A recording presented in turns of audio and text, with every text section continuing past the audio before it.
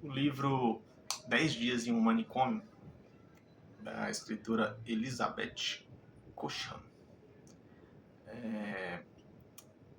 traz algumas reflexões muito interessantes. Bom, ele foi um livro escrito em 1887. E acredito que seja atual pela carga jornalística, né, que trouxe. Né?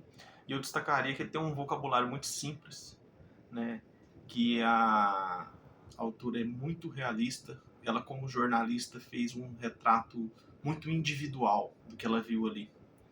E eu acho que isso é uma parada essencial ao jornalismo. Mostrar a sua visão, mostrar os fatos, e não se ater a forçar alguma coisa, sabe? Por mais que quando você crie qualquer matéria, você está buscando alguma coisa, né? Então você já tem um certo, vamos dizer, lado, mas você não vai forçar mostrar o que você quer. Você vai, de forma simples e objetiva, estar aberta, né? E ela se internou em um manicômio para vivenciar essa experiência, trazer o como era aquilo ali. E interessante é que ela tinha, se não me engano, 19 anos. É de uma, sei lá, de uma missão incrível. Ela publicou o livro quando ela tinha de 22 para 23 anos, e no livro, se eu não me engano, em algum trecho ela fala que tinha 19. Então, realmente, ela foi uma atitude de muita coragem. Né? Bom, vamos começar do final. Depois que ela tem essa experiência, né, ela faz um relato, né, à corte estadunidense, né, não sei se é a corte como que fala, mas ela faz as denúncias, né, de quem viu tudo aquilo lá, e isso mudou um pouco, né, o parâmetro de cuidados com essas pessoas, né, porque ela trouxe coisas que estavam na penumbra ali, né, que não estavam sendo levadas às pessoas que tinham poder para mudar aquilo ali.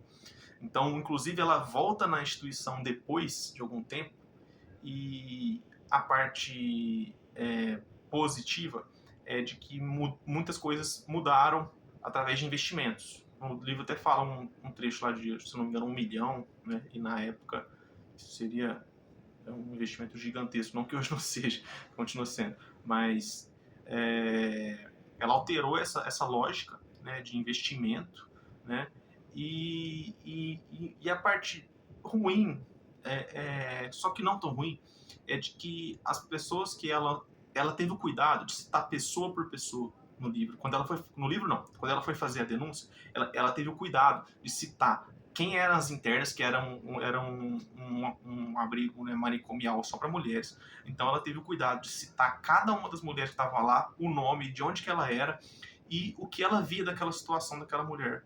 E muitas que ela não tinha, que ela tinha convicção de que não tinham nenhum traço psicológico abalado, que elas estavam lá de forma errada, só de por estar lá já estava errado, sabe? Então, ela levou isso, os nomes, onde que era cada uma, como, o que estava acontecendo com cada uma. E quando ela voltou lá, depois da denúncia, não sei depois de quanto tempo, mas a maioria das mulheres que ela citou não estavam lá. Umas transferidas, outras tinham voltado para a família, outras não tinha notícia, outras não deixaram ela ver, né? Então, assim, parte boa e parte ruim disso. A parte ruim é de que não se pôde fazer essa investigação a pessoa por pessoa, né, para ajudar cada uma dessas mulheres. Mas a parte boa é que ela provocou alguma mudança ali, né, e isso provou que ela estava certa, né, porque senão a instituição não teria feito tantas manobras para não encarar cada uma dessas mulheres, né, o sistema ali que ia fazer essa análise encarar cada uma dessas mulheres, né, e dar alguns fluxos, né, que precisavam ser dados. Então a própria instituição teve que se virar, né. Então assim, ela provocou mudanças, né. Então eu vejo como positivo porque eu penso sempre que o coletivo é mais importante que o individual.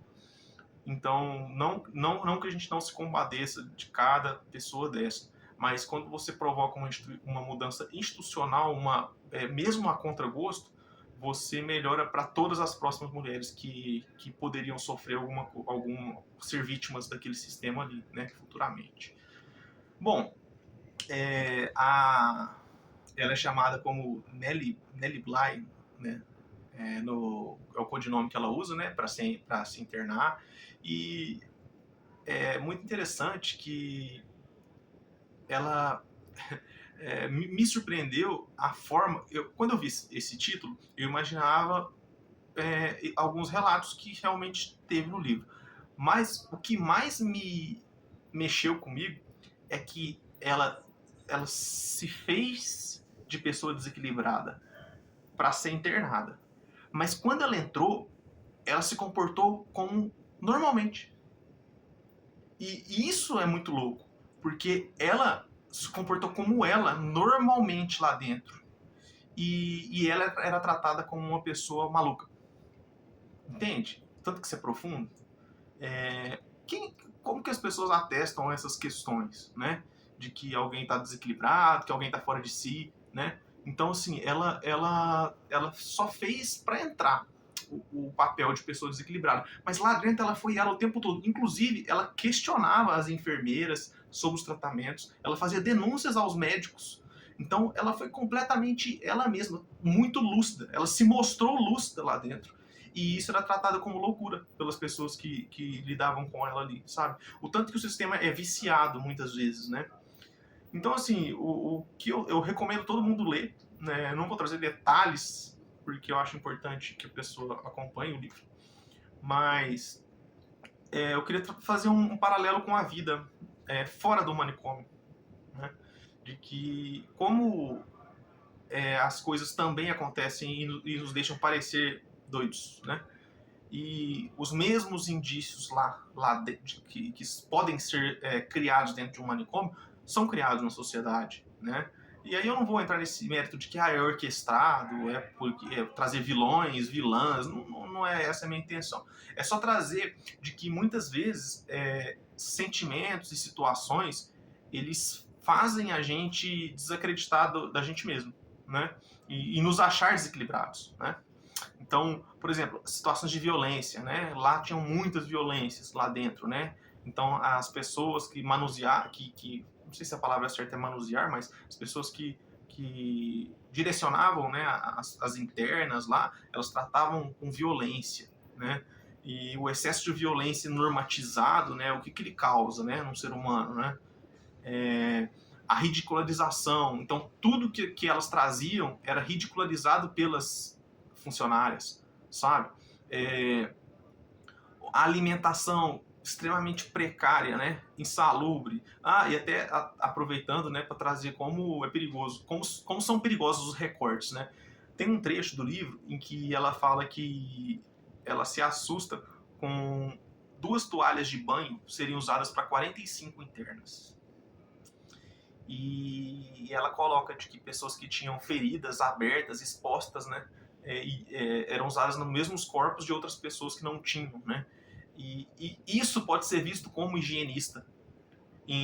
Se alguém quiser forçar nela um papel, né, de que se sentir superior. Mas não tem nada a ver com isso, né? É apenas uma preocupação humana de contrair alguma doença, né, visto que a outra pessoa está com feridas abertas e pode haver contaminação, né? Então, muito cuidado com os recortes, né? Que a gente vive um mundo de que a todo momento tem recortes do que a gente fala, pensa, diz, né?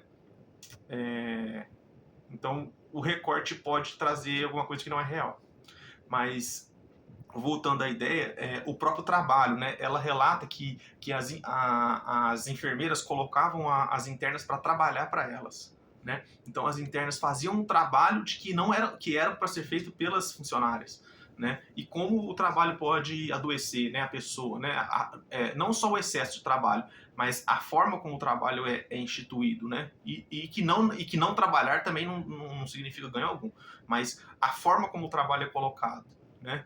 Então, o próprio isolamento, né? Elas eram isoladas do mundo, né? Dos acontecimentos do mundo e das pessoas que elas tinham alguma afinidade.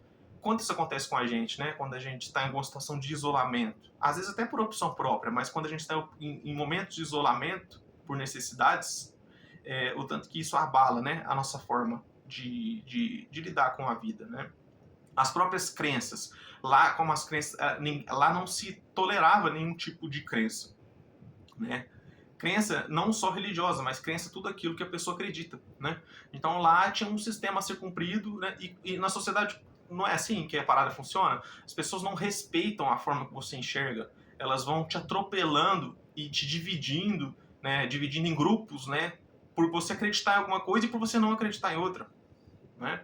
Então, todos esses indícios aí, né, de coisas que podem acontecer lá dentro, acontecem na sociedade, acontecem na nossa vida, e é importante a gente ficar muito atento para que isso não nos adoeça e nos coloque nessa posição que lá ainda era atenuada pelos capatazes, né? O que são os capatazes? Lá eram as funcionárias que tornavam isso tudo mais violento e mais sofrido, né?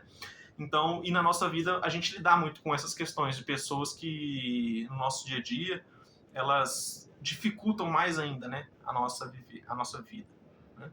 E eu acho que viver já é difícil para todo mundo. Então, quando você puder não tensionar mais ainda a vida de alguém, você já está fazendo um grande trabalho. Você não sendo um capataz de um sistema que dificulta a vida das outras pessoas, né?